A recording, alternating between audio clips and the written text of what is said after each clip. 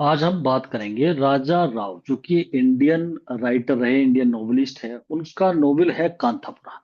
तो कांथापुरा की कहानी, ये एक विलेज का नाम है, इसी के नाम से इस नोवेल का भी नाम पड़ गया। इसकी स्टोरी, इसकी पूरी समरी मैं ऑलरेडी पहली वाली वीडियो में करा चुका हूँ। आज इसके कुछ इंपोर्टेंट क्वेश्चंस की बात करेंगे, और इस स्टोरी में भी कुछ चीजें रह जाती है, वो सब चीजें यहाँ पर क्लियर करेंगे।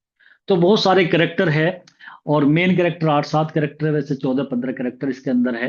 नाम भी थोड़े अजीबो गरीब है, क्योंकि साउथ की बात कर रहे हैं। इंडिया में साउथ का जो नॉर्थ वाले नाम तो आप इजीली याद हो जाते हैं, लेकिन साउथ के नाम थोड़े से टफ होते हैं। तो वही सब कैरेक्टर्स, और किस तरीके से वहां की देवी कंचम्मा और जो अचक्का, ऐसे ऐसे नाम आएंगे जो कि नरेट करती है कहानी को, तो वो बताएगी किस तरीके से ये स्टोरी पूरी की पूरी कैसे क्रिएट हुई थी। और यहाँ पर हम देखेंगे कि दो मनभेद भी है, एक ब्रिटिशर्स और इंडियन वाला, और एक इंडिया के अंदर कास्टिज्म। ये कांतापुरा में देखने को मिला, और किस तरीके से गांधी जी वाले नक्शो कदम पे चल रहा था मूर्ति, लेकिन बाद में उसने ये रास्ता छोड़ दिया। तो उन सब चीजों की बात करते हुए एक एक क्वेश्चंस को हम कर लेते हैं। राजा राव का पहला नोवेल है कांतापुरा, और वो भी super duper hit. Is the story of A village in south India named Kanthapura. South India में, वो भी वेस्ट साइड में। तो ये स्टोरी है कांतापुरा की, विलेज की, और उसी के नाम से इसका नाम कांतापुरा। एक कांतापुरा के बराबर में था सांतापुरा, वो भी इनकी मदद करते थे। Kanthapura is a kind of narrative novel. ये एक वर्णात्मक, मतलब चीजों को एक्सप्लेन करके, मतलब इस तरीके से एक नॉवेल बनाया है।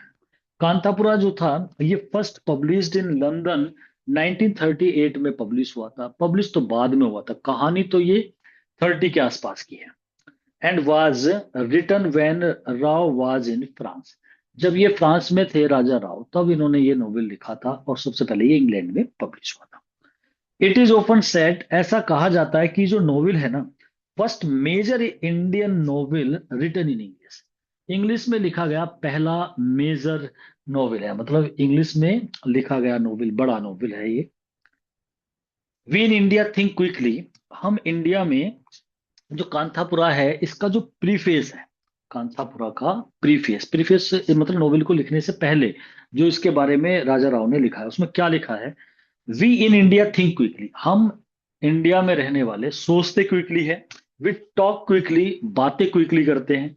एंड वी मूव क्विकली करते हैं। एंड अवर पाथ्स, हमारे जो रास्ते होते हैं ना, आर पाथ्स इंटरमिनेबल। हमारे जो रास्ते होते हैं ना, वो इंटरमिनेबल होते हैं, मतलब जुड़ते हैं आपस में। तो हम इंडियन में ऐसा होता है, रास्ते भी अलग नहीं, आपस में जुड़ जाते हैं। तो ये राव का प्रीफेस है कांथापुरा के लिए। इस नोवेल को स्टार्ट करने से पहले उसने इंडियन पर्सन्स की कुछ मतलब उनके कुछ क्वालिटीज के बारे में बताया, कि भाई हम इंडियन ऐसे होते हैं, तो हमारे रास्ते जुड़ जाते हैं। कांथापुरा जो है फाइनेस्ट नोवेल, बहुत अच्छा novel to come out of India in recent years. अभी फिलहाल में जो अच्छे नोवेल में नाम आता है, वो कांथापुरा का आता है। ये बात ईएम फोस्टर ने कही है। ईएम फोस्टर जो कि नोवेलिस्ट है इंग्लैंड के, लेकिन उनका एक नोवेल है पैसेज टू इंडिया। ये इंडिया से बहुत ज्यादा प्रभावित थे। महात्मा गांधी की अगर हम बात करें, तो वो उस दौर के थे, मतलब। और जानते थे रविंद्रनाथ टैगोर की जो गीतांजलि है, वहां भी ये पोस्टर का नाम बहुत ज्यादा जुड़ करके आता है। और कांतापुरा एक traditional caste ridden Indian village है। कांतापुरा जो गांव है, वो एक पारंपरिक, जैसे होते हैं गांव, कास्ट रिडन, कास्ट रिडन होते हैं, मतलब जहां कास्ट की बीमारी फैल रही हो, कास्ट रिडन इंडियन विलेज है।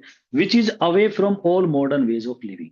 जो मॉडर्न वे जो होते हैं लिविंग के, उनसे बहुत दूर है। इसका मतलब, देखो गांव भी दो तरीके के होते हैं। एक जो शहर के इर्द गिर्द बसे रहते हैं, तो वहां पर थोड़ा मॉडर्निज्म का इम्पैक्ट होता है। एक होते हैं दूर, जहाँ दूर दूर तक कोई टाउन भी नहीं होता, तो वहां बहुत रूरलनेस होती है, मतलब बहुत ज्यादा इंसान जो है ना, मॉडर्निटी का कुछ है ही नहीं, मतलब बहुत दूर है। जो मतलब ज्यादा रूरल एरिया जो हो जाता है, उसे बोलते हैं। तो कांथापुरा एक ऐसा गांव था। ये जो कहानी है, वो नैरेट की गई है, फ्लैश बैक में है। और किसके द्वारा? ये फ्लैश बैक में है बाय ए विडो, अचक्का। एक अचक्का विडो है, जिसके द्वारा फ्लैश बैक में होती है, मतलब जैसे आज वो खड़ी है तो बता रही है कहानी, पुरानी बातों को बता करके। तो वो एक स्टोरी को बताती है।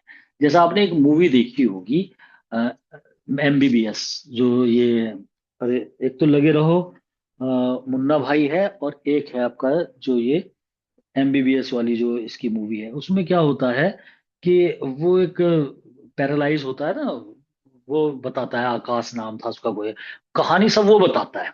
बाद में वो सही हो जाता है, जो कोमा में था, ठीक है ना, उसकी कहानी है वो पूरी की पूरी। तो ये जो स्टोरी है is narrated in flash back by A window Achakka. ये क्वेश्चन तो बहुत इंपॉर्टेंट है कि ये कहानी किसने मतलब नरेट करी, मतलब इसका नरेटर कौन है। ए वाइज वुमेन है इन द विलेज, गांव में, इसी गांव की, कांतापुरा गांव की एक बुद्धिमान लेडी विडो, उसने ये कहानी सुनाई है, मतलब बताई है। Narrator calls her female audience sister. जब वो इस कहानी को बताती है, इसमें बीच बीच में सिस्टर वर्ड वर्ड यूज करती है कि सिस्टर, अब मतलब ऐसे बहनों जैसा इंसान बोलता है ना, भाइयों ऐसे बोलता है, तो वो सिस्टर्स बोलती है ऑडियंस को। इस नोवेल के अंदर waterfall title is given to Venkamma because of her ever ready tears. एक लेडी है वैन कम्मा, इसका जिक्र मैंने स्टोरी में नहीं करा था। इस गांव की एक लेडी है वैन कम्मा, और जो हमेशा मतलब ऐसा लगता है कि जैसे बहुत ज्यादा इमोशनल है, रोने को तैयार रहती है, उसे वाटरफॉल कहा जाता है। वाटरफॉल का पानी का गिरना। तो वैन कम्मा ये भी उसी ग्रुप में थी, रंगम्मा, जिसमें मेल लेडी थी। तो वहां पर बहुत सारी लेडीज थी, उनके नाम है, तो ये भी एक नाम ही बस ऐसा याद रखना, कोई बड़ा कैरेक्टर नहीं है वैनकम्मा का। वैनकम्मा इज रंगामा सिस्टर इन लॉ। ये रंगामा जो मेन लेडी है, रंगामा जिसके यहाँ पर मूर्ति रहा है, मतलब मूर्ति की जब मदर एक्सपायर हो गई थी, तो वो एक लेडी रंगामा। और रंगामा कौन थी, जो बहुत, इसका हस्बैंड जो था बहुत ही मालदार था, पैसे वाला था, और अब इसके घर में ही मूर्ति रहा है, और ये उसी नक्शो कदम पर, या इसका भी वही टारगेट था जो मूर्ति का था। और जब मूर्ति जेल चला जाता है, तो यही एक नारी शक्ति का मतलब वो बनाती है पूरा, एक ग्रुप बनाती है, मूवमेंट चलाती है, और उसी को ही मतलब कि कास्टिज्म जो है खत्म होना चाहिए, गांधीगिरी वाला तरीका होना चाहिए, और अंग्रेजों को भगाना चाहिए, उसी चीज को लेकर के चलाती है। तो इसी की ही सिस्टर इन लॉ है, जिसका नाम है वैन कम्बा, जो कि ऐसा लगता है कभी भी रोने को तैयार रहती है। सी is widow like her.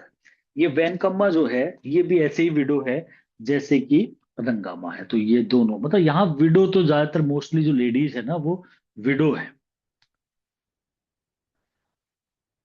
कमलामा is a widow who is the sister of Rangamma. Rangamma की एक सिस्टर और है जिसका नाम है कमलामा। ये पूरा मतलब परिवार है इनका, तो उसका भी नाम बताया गया है। ये सारी की सारी लेडीज उस मूवमेंट में उतरती है। तो नाम ही बस याद रखना है आपको थोड़ा सा। नाम भी याद किया बस, मतलब ये पूछ लेते हैं कि ये कैरेक्टर कौन से उसमें है नोवेल में, अगर इस तरीके से तो याद रखना है। बाकी इसका कोई ऐसा रोल नहीं है। Nanja is the ड्योटर of van कम्मा की एक ड्योटर है जिसका नाम नांजा है। ये भी नाम है बस एक। Nanjuria is a patwari of Kanthapura का पटवारी है, जो पटवारी लेखपाल होते हैं ना, उसका नाम है नानजूरिया। तो वो ये एक पटवारी की मतलब नाम याद रखना है। Puttamma is the follower of Moorthy. Moorthy की फॉलोवर है Puttamma. She is raped by the policeman during the satyagraha. जब यहाँ सत्याग्रह चल रहा था, उस समय इसका, जैसे बहुत सारे व्यक्तियों को मारा गया था, इसका रेप कर दिया गया था, तो पुलिसमैन के द्वारा। तो ये था पुतम्मा का कैरेक्टर है। ये नाम मैंने इकट्ठे एक साथ रख दिए क्योंकि बस नाम के लिए है, बाकी इनका ज्यादा कोई रोल नहीं होता। रोल 8-7 कैरेक्टर का ही है। द विलेज कांतापुरा जो है is believe to have protected by a local deity called Kanchamma. ये इंपॉर्टेंट क्वेश्चन है कि ये जो विलेज कांतापुरा है ना, ऐसा विश्वास किया जाता है कि इसे प्रोटेक्ट करा था, मतलब इसकी रक्षा करी थी, by a local deity. Deity माने होते हैं गोडेस, एक गोडेस ने जिसका नाम था कंचम्मा। अब इसे ही पूछते हैं सब। गोडेस कंचमा जो है किल्ड ए डेमन, ऐसा कहा जाता है इसने एक शैतान को मार दिया था। वो विजिटेड, जो विजिट करता था the place, asking for the young sons as food. जो यंग सन्स से को asking for the young sons as a food, उन्हें भोजन की तरह लेता था, and the young womens wives, उन्हें वाइफ की तरह लेता था। मतलब ऐसा था कि एक पिशाच था जिसका भोजन जो थे यंग मैन थे, यंग सन्स थे, और जो इन्हें वाइफ की तरह, यंग वाइफ, यंग वुमेन को अपनी वाइफ की तरह इस्तेमाल करता था। तो वो एक डेमन था जो इस तरीके से बीच बीच में आता था, जैसे कुछ मूवीज में दिखाते हैं ना कि एक वो पुरानी जानी दुश्मन मूवी है कि वो सबको मतलब उठा के लेडीज को ऐसे ले जाता था, वो पिशाच। तो उसे मारा था इस कंचम्मा ने, तो इसलिए इसे पूजा करते थे इसकी। कंचम्मा जो है इज द ग्रेट एंड बाउंटियस, होता है उदार, गॉडेस है ऑफ द विलेज कांथापुरा। ये कांथापुरा विलेज की गॉडेस है। Kanchamma is believe to have her abode on Kanchamma hills. इसका नाम कंचम्मा इसलिए है, एक पहाड़ी है कंचम्मा, इसका निवास स्थान वहां माना जाता है, इसका घर वहां माना, जैसे कैलाश पर्वत पर शिवजी जी का माना जाता है, ऐसे ही कंचम्मा पहाड़ी से आई है ये, इसलिए इसका नाम कंचम्मा कहा जाता है। भट्टा जो है वो विलन समझ लो आप इसका पूरे नोवेल का। ये भी एक ब्राह्मण है, लेकिन पैसा देता है बड़े ब्याज पर।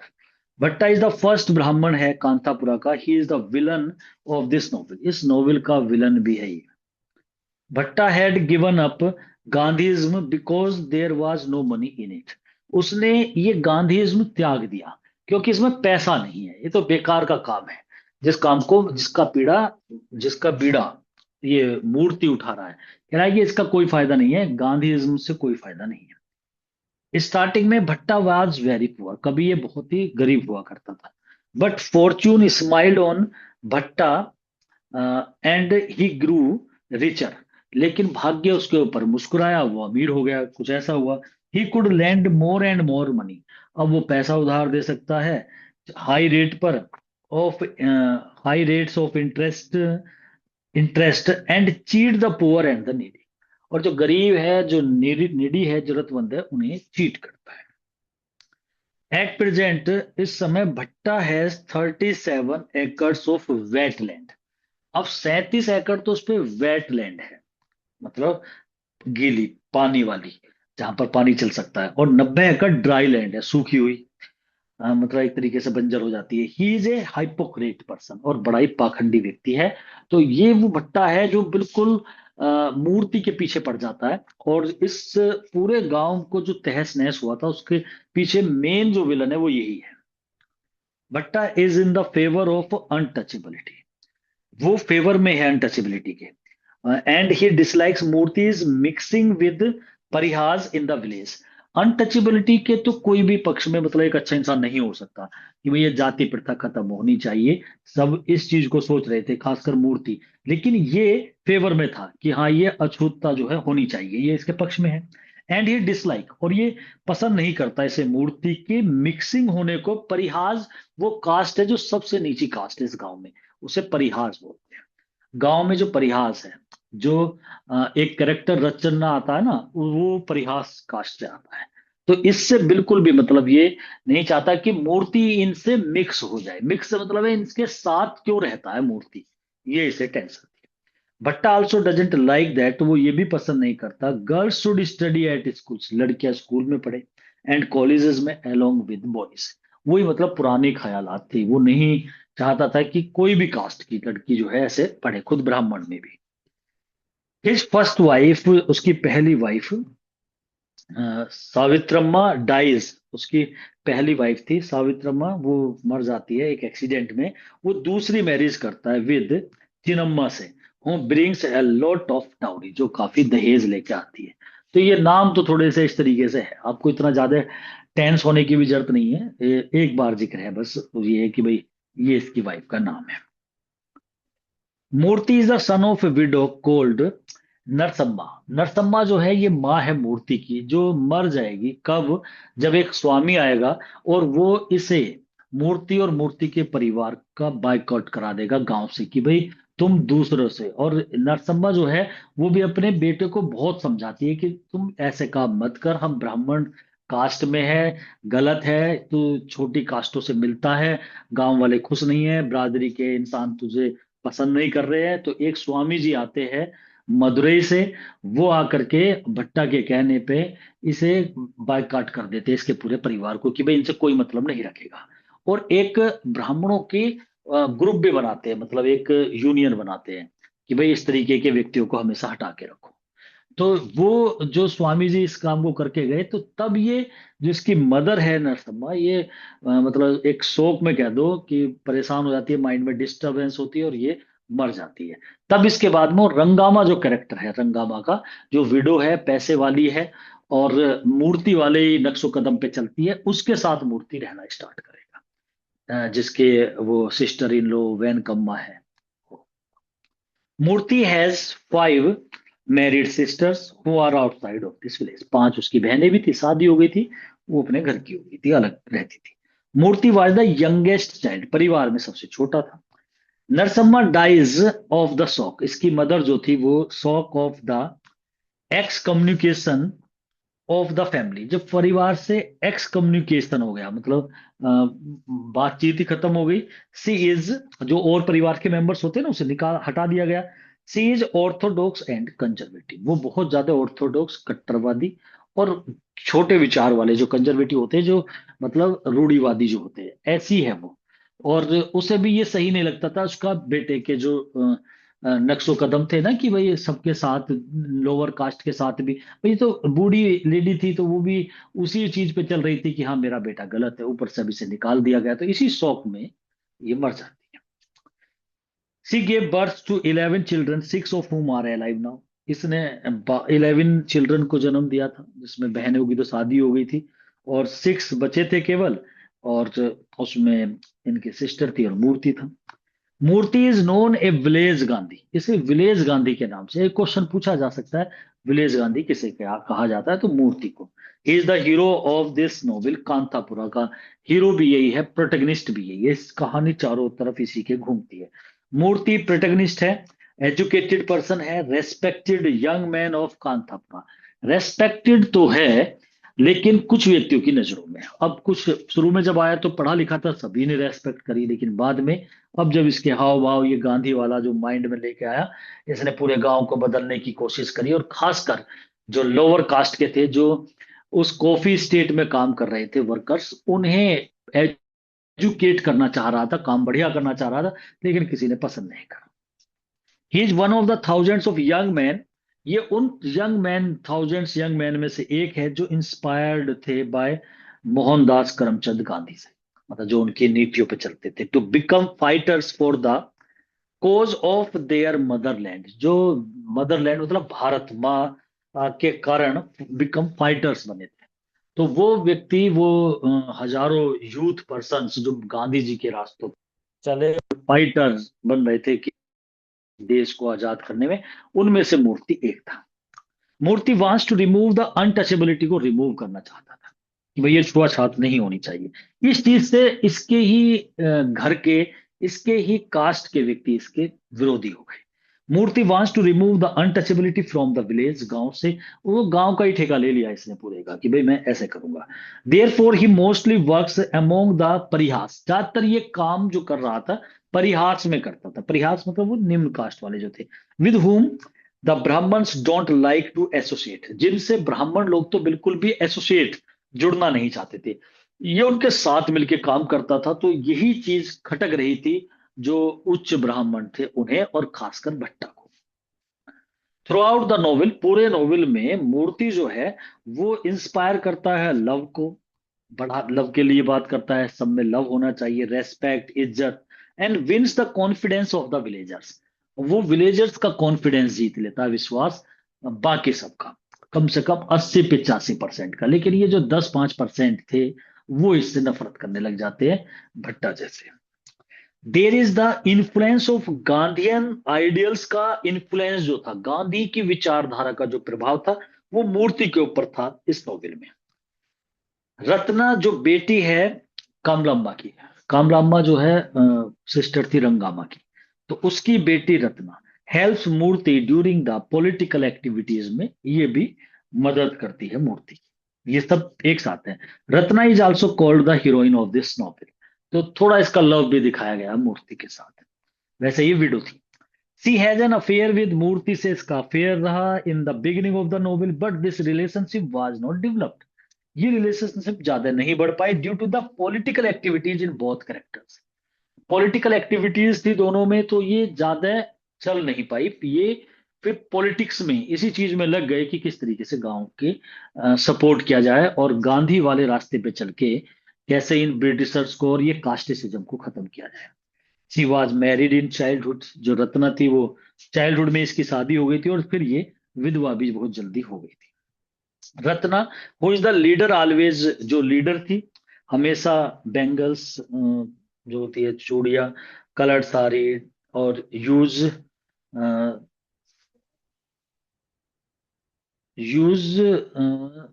ये है use is the kumkum mark on her forehead. कुमकुम लगाया करती थी माथे पर, जो हो जाता है ना निशान, लगा देते हैं कुमकुम। And parts her hair like a concubine. अब ये कॉन्कुबाइन जो होता है ये लूज कैरेक्टर गर्ल के लिए आता है, जो किसी के साथ रह जाती है, मतलब अपने हस्बैंड के साथ ना होकर के, जिसे कैप्ट कहते हैं, अदर पर्सन के साथ रहना, तो ऐसे उसे बोलते हैं कॉन्क्यूबाइन। तो उसकी तरह वो हेयर स्टाइल करती थी अपनी, कुमकुम लगाती थी, साड़ी पहनती थी, बैंगल्स। हालांकि ये एक विधवा को शोभा नहीं देता, लेकिन वो ये सब काम करती। सी इज एन एक्टिव सत्याग्रही थी वो, जैसे सत्याग्रह में बैठते हैं ना, जैसे जेंट्स के लिए जेंट्स ज्यादा, जैसे महात्मा गांधी जी सत्याग्रह पे तो आंदोलन ही होता है सत्याग्रह का। वो एक एक्टिव सत्याग्रही थी, बिलोंगिंग टू गांधीयन मूवमेंट, और वो गांधी के मूवमेंट से बिलोंग करती थी। तो ये थी Ratna. Ram Krishnayya was the father of रंगामा।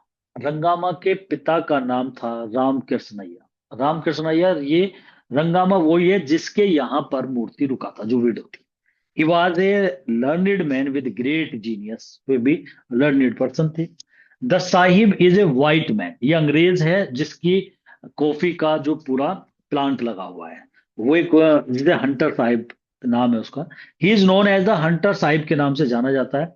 He is the nephew of the previous owner of Skeffington coffee estate. ये नाम है इसका, इसका नाम याद रख लेना, जो कॉफी स्टेट है, क्योंकि कहानी में एक तरफ गांव से थोड़ा सा हटके ये स्टेट है कॉफी स्टेट, जिसका नाम है स्किम्पटन।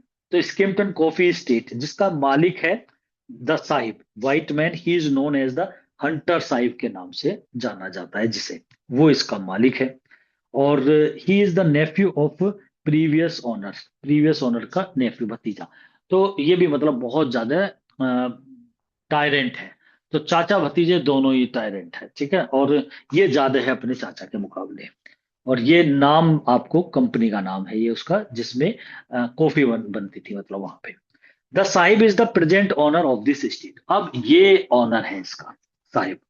वन हरि कथा मैन, अब ये जिसने हरि कथा सुनाई, जब शिवलिंग को लगा दिया गया और उस पे फिर मंदिर बनाया गया वहां पे, तो ये बात आई और ये भी मूर्ति की तरफ से कि भी हरि कथा होनी चाहिए। तो हरि कथा को करने के लिए जय रामाचार्य जो थे, ये नाम है, नैरेटेड ए हरि कथा बेस्ड ऑन गांधी। अच्छा, हरि कथा, हरि मतलब भगवान के लिए होता है, तो भगवान की कथा चल रही थी, लेकिन वहीं पर मूर्ति के कहने कहे अनुसार, और सबने इन्होंने, जो ये जयराम चार थे, इन्होंने क्या करा कि वहां पर महात्मा गांधी के बारे में, क्योंकि व्यक्ति इकट्ठे हो गए थे, तो गांधी जी की पॉलिसी के बारे में बताया। हालांकि वह भगवान की बात चल रही थी, तो वो कुछ व्यक्तियों को वो सही नहीं लगा कि भाई तुम गांधी की बात क्यों कर रहे हो। तो इन्होंने वो कथा सुनाई बेस्ड ऑन गांधी के बेस पर, स्वराज एंड ब्रिटिश रूलर्स के बारे में बताया, स्वराज के बारे में बताया, जो ब्रिटिश रूलर्स कैसे अत्याचार कर रहे हैं, कैसे एक्सप्लॉइट कर रहे हैं, वो सब बातें बताई। He suggest people to discard their foreign clothes.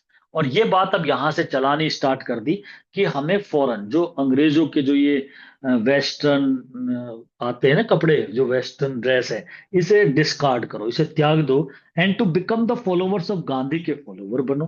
He is a patriotic Harikatha man था वो, जो जयराम आचार्य था वो पेट्रियटिक था, और वो हरि कथा में उसने गांधी जी के बारे में बात करी और कहा कि स्वदेशी अपनाओ, और जो ये बाहर का जो माल है, जो कपड़े हैं, इन सबको त्याग दो। तो ये चीज भी मतलब बहुत ज्यादा, तो इसका मतलब मूर्ति जो था वो इसी चीज के पक्ष में था कि भाई गांधी जी की नीतियों पे चलो, कास्टिसिज्म जो है इसे खत्म करो, तो ये नीची कास्ट, रूची कास्ट, ब्रिटिशर्स का विरोध करो, ठीक है, और उनके जो स्वदेशी को अपनाओ, मतलब खादी पहनो, और ये जो क्लॉथ्स है, जो इंग्लिश वाले जो क्लॉथ्स है, इन्हें त्याग दो।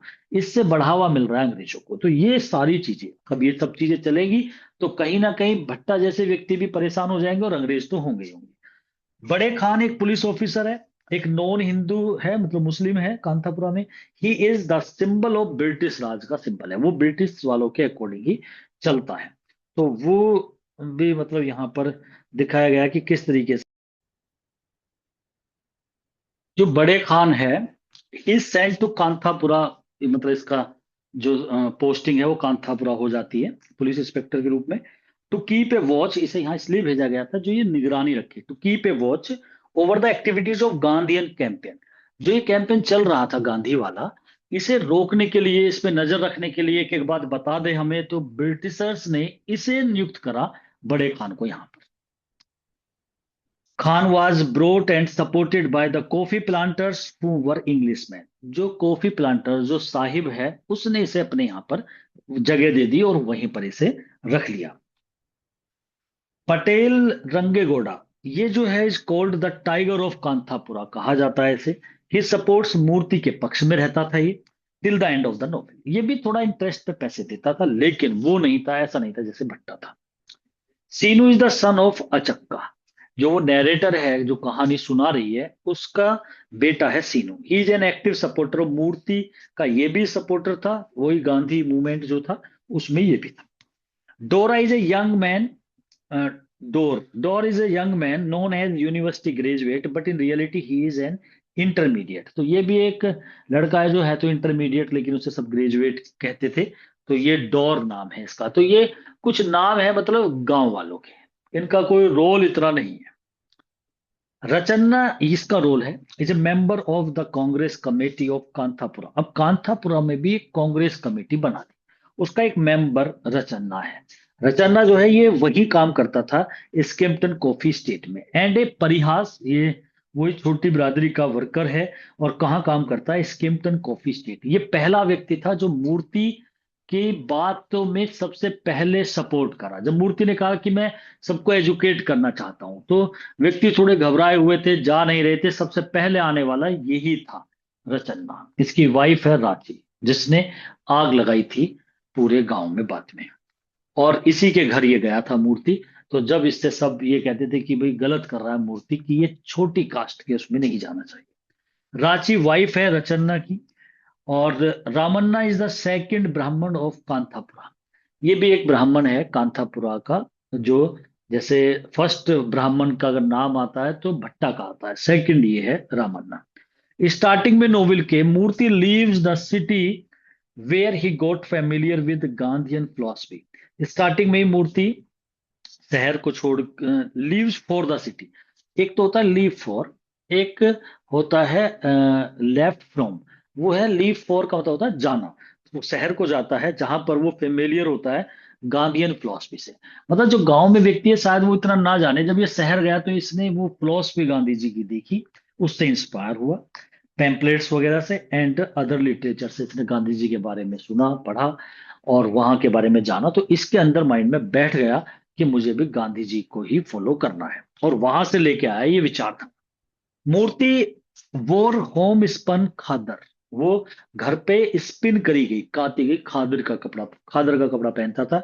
और उसने फॉरन जो क्लॉथ्स है उन्हें डिस्कार्ड कर दिया था, बहिष्कार कर दिया था। और फोर्ट अगेंस्ट अनटचेबिलिटी, और अनटचेबिलिटी के खिलाफ लड़ रहा था। ये अछूतता जो होती है, छूत अछूत। The main character of the novel Moorthy है, जो एक ब्राह्मण है। Who discovered half buried linga, ये मतलब वो शिवलिंग जो होता है ना, आधा बरी, मतलब हाफ बरीड था वो, आधा जमीन में, तो वो निकला हुआ, जमीन में से निकला हुआ वो शिवलिंग जो था, उसे इसने ही खोजा था गांव से। एंड इंस्टॉल इट, और फिर उसे इंस्टॉल कर दिया और वहां मंदिर बनाया गया। It has been point out that Moorthy is Raja Rao himself. ऐसा कहा जाता है कि राजा राव ने अपना कैरेक्टर मूर्ति के अंदर डाला है। Sister, the Congress is giving away free spinning wheels, will you spin sisters? Rangamma कहती है, क्योंकि ये तो लीडर हो गई थी सारी लेडीज की। और ये क्या कहती है, ये मतलब जितना रोल लड़कों में मूर्ति का है, उतना ही बड़ा रोल लेडीज में रंगामा का है, जिसके यहाँ मूर्ति जो है रहता था जब उसकी मदर एक्सपायर हो गई थी। तो वो क्या कहती है सब लेडीज को इकट्ठा करके, सिस्टर मेरी बहनों, the Congress is giving away free spinning wheel. Congress जो है वो दे रही है चारों तरफ, ये चरखे जो थे ना, ये बांटे गए थे, कांग्रेस ने दिए थे। गांधी जी का वो चरखा वाला चला था ना उस समय, विल यू स्पिन सिस्टर, क्या तुम कातोगी, स्पिन करोगी, ऐसा पूछती है। Go away and I never want to see your face again. ये इसकी मदर है, नरसम्मा मूर्ति की। जब इसे बाइकआउट कर दिया जाता है इसके परिवार को, तो बड़ा धक्का लगता है इसकी माँ को। वो पहले से भी इसे मना करती थी, लेकिन ये नहीं मानता था। और जब उसे इस तरीके से मम्मी ने आके बाइकआउट कर दिया कि भाई तुम जाओ, तुम्हारा हुक्का पानी बंद हो गया, अब कोई इनसे बात नहीं करेगा, तो उस समय गो अवे वो अपने बेटे से क्या कहती है, I never want to see your face again, मैं तुम्हारा चेहरा नहीं देखना चाहती, और गम में मर जाती है। इन द फाइनल चैप्टर में the villagers as well as the readers become aware that Moorthy left Gandhi side. Last में क्या होता है कि जो विलेजर्स है उनके साथ साथ जो रीडर्स है वे भी सब अवेयर हो जाते हैं, इस बात को पता लग जाता है कि मूर्ति ने अब गांधी वाली साइड छोड़ दी है। जब ये जेल से आया बाद में और इसे पता लगा गांव में इतना मार काट मची, बहुत आदमी मर गए और गांव छोड़ के चले गए, तो उसने गांधी वाली साइड छोड़ दी। और परस्यू मने पीछा करना होता है। फिर जवाहरलाल नेहरू का पॉलिटिकल पार्टी जो थी वो कांग्रेस ही थी, तो वो उसे मतलब उसके राह पे, उसके उसके नक्शो कदम पे चलना स्टार्ट कर दिया। A temple is built there, जहां शिवलिंग वो था वहां पर एक टेम्पल बनाया गया, which later became the centre point of the village life का सेंटर पॉइंट वही बन गया बाद में। All ceremonies and festivals are celebrated within the temple premises. जो टेम्पल का प्रीमाइस था, जो उसका दायरा था, जो उसकी बाउंड्री थी, उसी में सब फेस्टिवल सेलिब्रेट करे जाते थे। वहीं पर कथाएं वथाएं सब वहीं होती थी। तो वो टेम्पल एक बड़े स्तर पे बन गया था, जो मूर्ति की ही देन था एक तरीके से।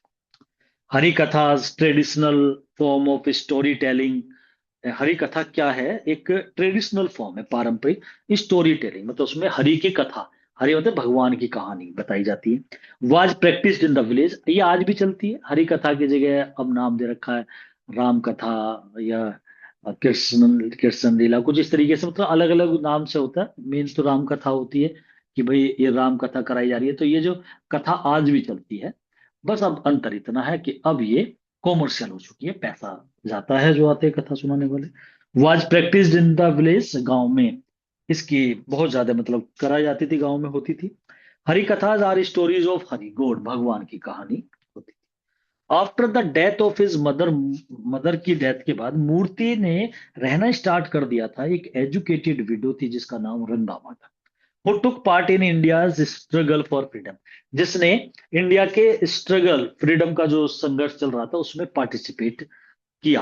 तो वो रंगामा, उसके साथ मूर्ति रहने लगा। अब दोनों एक जैसे विचारधारा के हो जाते हैं।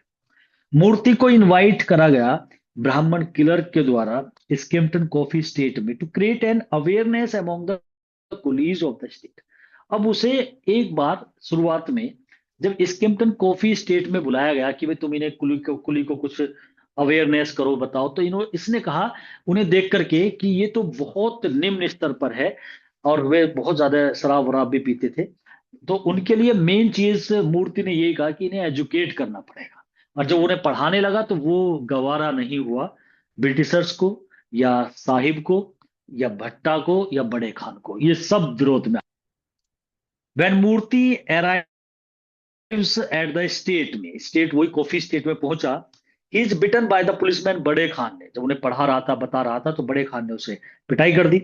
But the coolies stand up for, Moorthy के लिए सब खड़े हो गए। एंड बीट बड़े खान, अब यहाँ बड़े खान को पीट दिया, जो कि मूर्ति नहीं चाहता था। अब जैसे ही उसे बड़े खान को पीट दिया तो वहां पर दिक्कत हो गई बहुत ज्यादा है कि भाई ये तो गलत करा, मतलब अब यहाँ पर इसे पीटना गलत था। तो इसने फिर 3 दिन का तभी तो उपवास करा था कि भाई मैं फास्ट पे रहूंगा, तुमने गलत करा है, मतलब जैसे गांधी जी करते थे। गांधी जी का आपको चोरी चोरा कांड पता होगा कि जब वो आंदोलन कर रहे थे, असहयोग आंदोलन, तो वो ये कहा जा रहा था, 1922 की बात थी, 2 साल हो गए थे मूवमेंट चलते हुए। तो उस समय ये था कि भाई घुटने हिला दिए थे इस मूवमेंट ने अंग्रेजों के। लेकिन जैसे ही गोरखपुर में चोरी चोरा एक जगह है, वहां पर एक पुलिस की चौकी थी, और जब वो वहां से गुजर रहे थे गांधी जी, तो कुछ झगड़ा हो गया पुलिस वालों से वहां पे। तो वो जो पुलिस वालों का, जो गांधी जी के फॉलोवर्स थे जो उनके साथ थे, और वो झगड़ा हो गया, वो ज्यादा बढ़ गई, कुछ बात उन्होंने बोल दी होगी कुछ ऐसा, तो उस चौकी में आग लगा दी थी गांधी जी के फॉलोवर्स ने। अब गांधी जी मना करते रह गए, लेकिन उन्होंने आग लगा दी, तो वहां पे कुछ 20-22 मतलब पुलिस वाले मर गए थे। तो उसी बात को लेकर के गांधी जी ने तभी वो सत्याग्रह, वो अपना वो मूवमेंट वहीं खत्म कर दिया था, वहीं रोक दिया था। तो उस चीज का तो बहुत बड़ा धक्का भगत सिंह को भी लगा था। जो जैसे मूर्ति है ना, ऐसे ही जब छोटा था भगत सिंह, तो वो भी महात्मा गांधी को ऐसे ही बड़ा फॉलो करता था। और लेकिन जब उसे पता लगा, और वो बड़ा खुश था कि भाई ऐसा गांधी, अब हमारा आंदोलन बहुत बढ़िया चल रहा है। लेकिन उसी समय जब उसे भी पता लगा कि गांधी जी ने आंदोलन बैक कर दिया, रोक दिया, तो पूरा भारत में शोक हो गया था उस टाइम पे। तो ऐसी चीज, लेकिन गांधी जी की मैं हिंसा बर्दाश्त नहीं करूंगा, इसलिए उन्होंने उसे रोक दिया था वहां पर, फिर जेल भी गए थे। बिल्कुल मूर्ति के साथ ये छोटा सा इवेंट है। मूर्ति के साथ भी ऐसा ही था कि जैसे ही वो बड़े खान को इन्होंने पीट दिया वहां पे, तो इसने कहा भाई अब मैं 3 दिन का उपवास पे बैठ गया। When Moorthy arrives at the estate, उसे पीटा गया तो बड़े खान को पीट दिया उन्होंने। वे ज्यादातर लेडीज ने पीटा था उसे। मूर्ति इज डिप्रेस, वो डिप्रेशन में चला गया ओवर द वॉयलेंस की वजह से, जो ये वॉयलेंस हुआ है स्टेट में।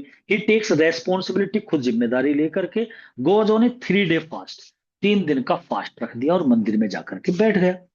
द ब्रिटिश गवर्नमेंट ने एक्यूज करा, मूर्ति पर आरोप लगाया, प्रोवोकिंग, कि तुमने प्रोवोक करा है, भड़काया था टाउन पीपल को, इन्फ्लिक्ट वॉयलेंस एंड अरेस्ट, कि तुमने ये वॉयलेंस को इन्फ्लिक्ट करा, उसे अरेस्ट करने के लिए आ गए और रंगामा के घर पर। और वहीं पर एकदम गांधी जी जिंदाबाद वाले नारे लगाता हुआ जो रचन्ना था वो सामने आ गया। लेकिन इसे अरेस्ट करके ले जाते हैं मूर्ति को, फिर वो 3 महीने बाद निकलेगा। Taking the responsibility of the violent actions की रेस्पॉन्सिबिलिटी, जो हुआ था स्टेट में, उसमें कॉफी स्टेट में, Moorthy went on a 3 day long fasting पे चला गया था, came out victorious and morally elated. अब वो अ, चला गया और उसमें फिर उसे क्या हुआ कि वो मोरली इलिटेड हो गया। मतलब उसे लगा कि मैं मोरली अब इलिट होना, उच्चता पे, मतलब मुझे मोरली मैंने ठीक करा है, ऐसा सोच के उसने 3 दिन का उपवास ले लिया। Moorthy fought against injustice and social inequality. Moorthy जो लड़ रहा था, इनजस्टिस के लिए लड़ रहा था, अन्याय के लिए, सोशल इनइक्वलिटी के लिए, कि समाज में इनइक्वलिटी है, बराबर नहीं है। And became the true follower of, Gandhi का फॉलोवर बना।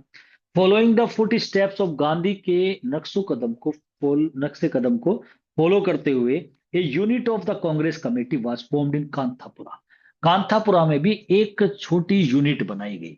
जब ये वहां से आ जाता है जेल से, इसे जेल में डाल दिया गया, तो फिर पहले तो ये मना करता है भाई मेरा वकील मत करना, लेकिन रंगामा कर देती है। और फिर ये आ जाता है, और जब ये छुट करके आया तो फिर एक कांग्रेस की, जैसे बड़ी कांग्रेस है, एक मिनी कांग्रेस की बनाई गई कांथापुरा में। Gowda, Rangamma, Rachanna and Seenu were elected as the office bearers of the committee के, ये सब मेंबर्स बन गए।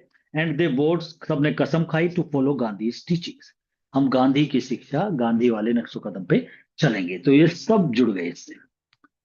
डोमिनेंट कास्ट लाइक ब्राह्मण, डोमिनेंट होती है प्रभावशाली कास्ट, जैसे कि ब्राह्मण, आर प्रिविलेज्ड, वे प्रिविलेज थे, मतलब प्रिविलेज होते हैं उच्चता पर, to get the best region of this village, गांव में उन्हें बेस्ट रीजन माने क्षेत्र, मतलब वो वहां रहते थे जो सबसे अच्छा एरिया था गांव का। वेयर है, जबकि जो शूद्र थे, परिहास थे, और वो थे मार्जिनलाइज्ड। मार्जिन होता है बॉर्डर पे, किनारों पर, वे किनारों पर रहते थे। तो मतलब जो छोटी बिरादरी वाले थे वो कोनों पर रहते थे, और जो बड़ी बिरादरी, जो ब्राह्मण थे, वो बिल्कुल सही, जो सबसे अच्छा क्षेत्र था गांव का, वहां रहते थे। नरसम्मा जो मदर थी मूर्ति की, होप्ड, उनकी आशा था कि मूर्ति विल बिकम ए सब कलेक्टर इन फ्यूचर, फ्यूचर में वो सब कलेक्टर बनेगा पढ़ लिख करके। लेकिन वो कुछ और ही बन गया, वो तो गांधी जी वाले रास्ते पे चल पड़ा था। यद्यपि रंगामा जो थी, जिसके यहाँ मूर्ति रहता था, एंड रचना, और जो ये लड़का था जो परिहास था, जो सबसे पहले मूर्ति का पक्ष लेने के लिए चला था, जो कॉफी स्टेट में काम करता था, वर विलिंग, दोनों ही इच्छुक थे रिलीज कराने के लिए उसे बेल पर, लेकिन उसने मना कर दिया, मूर्ति ने मना कर दिया। बाद में फिर वकील उसे समझाएगा। Moorthy was punished for 3 months rigorous imprisonment, उसे 3 महीने का, रिगोरियस मतलब कठोर इम्प्रिजनमेंट दिया गया। जबकि Moorthy spent his days in prison, जब मूर्ति अपने दिन गुजार रहा था ना प्रिजन में, उस समय जब वुमेन थी कांथापुरा की, उन्होंने चार्ज ले लिया था स्ट्रगल का, फ्रीडम के लिए। मूर्ति की जगह वो काम नहीं रुकने दिया। रंगामा के नेतृत्व में, लीडरशिप में, जो वहां की लेडीज थी उन्होंने ये चार्ज उठा लिया था कि हमें देश को आजाद कराना है। दे फॉर्म्ड वोमेन्स वॉलेंटियर्स कॉर्प्स। उन्होंने बनाई, ये क्वेश्चन पूछा जा सकता है, सेविका संघ बनाया था। ये सेविका संघ जो है ना, मतलब लेडीज का ग्रुप था ये। दे फॉर्म्ड, उन्होंने बनाया, वोमेन का वॉलेंटियर होता है जो ये मतलब वॉलेंटियर उसे बोलते हैं ना, साहसी व्यक्ति को, या लेडीज थी ये वॉलेंटियर्स। कॉर्प्स होती है टुकड़ी, पुलिस की टुकड़ी को बोलते हैं वैसे। ग्रुप हो गया ये, एक तरह से लड़ाई वाले, थोड़े आगे को बढ़ने वाले। अंडर द लीडरशिप ऑफ रंगामा की लीडरशिप में एक लेडीज का पूरा ग्रुप बना जिसे बोला गया सेविका संघ। हु इंस्टिल्ड, ये रंगामा जो थी जिसने इंस्टिल, प्रेरित करना, पैट्रियटिज्म को अमोंग द वुमेन के अंदर इन्होंने प्रेरित करा, मतलब एक तरीके से एक्साइटमेंट लाई। किस चीज का? पैट्रियटिज्म का। Bye presenting the historical figures, ladies को ये कहानी बताती थी, किस किस की? जैसे लक्ष्मीबाई की, झांसी, लक्ष्मीबाई और झांसी की लक्ष्मीबाई की, या राजपूत रानियां जो है उनके बारे में, या सरोजिनी नायडू जैसी, कि भाई देखो ये भी तो लेडीज है, ये कैसे घर से बाहर निकल करके देश के लिए इन्होंने कितना कुछ किया है, कितना सपोर्ट करा, तुम भी कुछ ना कुछ कर सकते हो। ऐसे करके उनके अंदर एक्साइटमेंट लाने का काम जो था वो रंगामा का था। मूर्ति रिलीज हो गया बाद में, and he came out as strong as he was. ऐसे ही जैसे था ऐसे ही स्ट्रोंग, मतलब मनोबल घटा नहीं जेल में जाने के बाद, ऐसे ही स्ट्रोंग आया। प्यूपिल थ्रोंग्ड हो गए। थ्रोंग माने होता है ग्रुप में हो जाना। एट हिज हाउस, जैसे वो जेल से आया सब उसके घर पर पहुंच गए।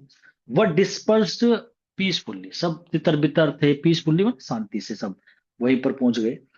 Arrest of the satyagrahis and police brutality to women became a part of the everyday life of the people in Kanthapura में। सत्याग्रह की लड़ाई जो लड़ रहे थे उनका अरेस्ट होना, एंड पुलिस ब्रूटिलिटी, और पुलिस का क्रूरता वोमेन के प्रति, ये एक हिस्सा बन चुका था एवरीडे लाइफ का। यहाँ कांथापुरा में, अब कांथापुरा में ऐसा कुछ हो रहा था, कभी किसी को पकड़ती थी पुलिस, कभी किसी को, मतलब पुलिस ने यहाँ को फोकस करना चालू कर दिया। क्यों कर दिया? क्योंकि यहाँ पर एक मूवमेंट बन गया, एक कमेटी बन गई, कांग्रेस वाली, रंगामा सब, मतलब इस तरीके से माहौल बन गया कांथापुरा का कुछ जैसे, पता है दूर से बहुत सारे गांव थे लेकिन कांथापुरा ही आता था ब्रिटिशर्स के माइंड में। Rangamma has been raped by the policeman, Rangamma का रेप कर दिया। तो ऐसी भी घटनाएं हुई वहां पर। In the last part of the novel में इट इज मेंशन, ऐसा मेंशन किया जाता है कि people of the village were settled in Kashipur चले गए थे, and Kanthapura was occupied by people from Bombay, और बॉम्बे के व्यक्तियों ने इसे ऑक्यूपाई कर दिया, इस लैंड को मतलब खरीद लिया, और वे आकर के यहाँ पर बस गए। तो कांतापुरा खाली हो गया था last. The events of civil disobedience की, सिविल डिसोबीडेंस जो था ये 1930 में गांधी जी का मूवमेंट था, जिसे हिंदी में सविनय अवज्ञा आंदोलन कहते हैं। सविनय अवज्ञा से मतलब ये है कि गांधी जी ने एक ऐसा आंदोलन चलाया था कि भाई कुछ मत करो अंग्रेजों से, जब वे तुमसे किसी काम को कहे, जैसे नौकरी पे तो यही रहते थे ना इंडियन, और ये उनके कोई स्कूल में टीचर है, तो कोई कंपनी में काम कर रहा है, जैसे भाई यहीं की बात कर ले, इस कॉफी स्टेट की, तो ऐसे भाई अंग्रेज थोड़ी कर रहे थे, वे तो मेन थे ऑफिसर, काम तो इंडियन कर रहे थे। तो सविनय अवज्ञा होता था, हाथ जोड़ के मना कर दो, सर हम नहीं कर सकते, कुछ मत कहो, बस हाथ जोड़ के खड़े हो जाओ, उसे बोलते थे सिविल डिसोबीडियंस मूवमेंट था। ये इवेंट्स जो थी सिविल डिसोबीडियंस मूवमेंट की are shown in this novel, इस नोवेल में देखी गई है। कांतापुरा एक फिक्शनल विलेज है साउथ इंडिया का, मतलब नाम इन्होंने फिक्शन वाला लिया है राजा राव ने, लेकिन किसी गांव की कहानी है, लेकिन ये फिक्शनल नेम है। अचक्का जो है, जो कहानी को बता रही थी, tells the story of how the village and the villagers gradually increase their political sensibility. वो बताती है कैसे सब पॉलिटिक्स की तरफ को इंक्रीज हुए वो कहानी धीरे धीरे। एंड रेसिस्ट माने विरोध करना, British owner of the local coffee state का जो ओनर था उसे, उसका विरोध करना, द पुलिस का विरोध करना, मिलिट्री का, ये सब कैसे कैसे हुआ धीरे धीरे। ये गांव जो बिल्कुल शांति प्रिय था, एकदम ऐसा क्या हुआ, मतलब धीरे धीरे कैसे ये सब विरोध करना स्टार्ट कर दिया। तो इसमें कहीं ना कहीं मूर्ति और रंगावा जो है इन दोनों का बहुत बड़ा योगदान था। जो विलेज कांतापुरा है is divided by caste with the Brahmins at the top. ये डिवाइडेड था कास्ट से, ब्राह्मण टॉप पे आते थे, फॉलोड बाय द, उनके पीछे कौन थे? वीवर्स थे, जुलाहे, पोर्टर्स थे, कुम्हार थे, एंड द अनटचेबल्स, और जो बहुत ही नीचे थे, अछूत। Religion is very important, and the people are continuously holding religious celebration. Religion जो था वो बहुत इंपॉर्टेंट था, धर्म को पहले भी बहुत ही मानते थे, और पीपल जो थे वो लगातार होल्डिंग रिलीजियस सेलिब्रेशन तो सभी करते थे, जो भी फेस्टिवल्स वगैरह आते थे। जो ओरिजिनल स्किम्पटन था वाज वेरी क्रूएल, मतलब जो अ, मालिक था इसका, स्टेट का, वो बहुत ही निर्दयी था। लेकिन जो नेफ्यू है, the current owner, is deemed to be far less क्रूर। उसे माना जाता है to be far less cruel, मतलब मतलब कम क्रूएल माना जाता है उसके मुकाबले जो ओरिजिनल है। Kanthapura depicts the story of an Indian village. जो कांथापुरा है ये नॉवेल, इसमें एक इंडियन विलेज की कहानी है ड्यूरिंग द ब्रिटिश राज के दौरान, स्पेशली हाउ गांधी का स्ट्रगल जो था फॉर फ्रीडम के लिए came to a typical village. वो आंदोलन इस विशिष्ट विलेज कांथापुरा में किस तरीके से छा गया था, वो देखने को मिला है। We see men and women in Kanthapura march behind Moorthy. हमने देखा है मैन एंड वुमेन जो है कांतापुर, वे मूर्ति के पीछे मार्चिंग कर रहे थे, चल रहे थे, all together with their hands join, हाथों को जोड़ करके मूर्ति के पीछे सभी चल रहे हैं। मूर्ति कहता है, मॉन्स्टर्स मॉन्स्टर्स, राक्षस राक्षस, yes they may be but we are out of convert them.